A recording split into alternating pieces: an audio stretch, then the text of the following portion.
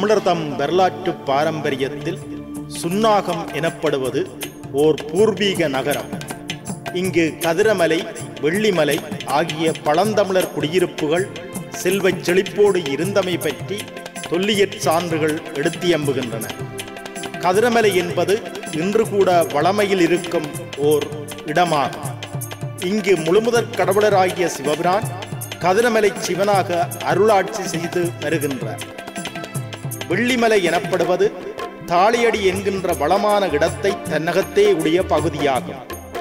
இங்கு பரந்து விரிந்து கிடக்கும் நெல் வயல்களின் மத்தியில் தாளம் சோலைகளும் ஓங்கி உயர்ந்த மருதுகளும் தெய்வீக நிழல் பரப்பும் புண்ணிய பூமியில் ஐயனார் பெருமான் தான் தோன்றியாக உருவாகி கோயில் கொண்டிருக்கின்றார்.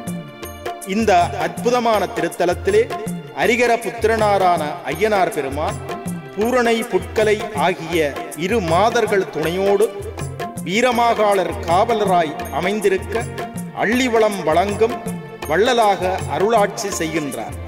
இத்துணை மகிமையுள்ள ஐயனார் பெருமானை ஆராதிக்கும் பக்தி பரவசத்தால் உருவாக்கிய பாடல்களை தாளியம்பதிகம் என பெயரிட்டு எம்பெருமானது திருவடிகளில் அணிவிக்கின்றோம்.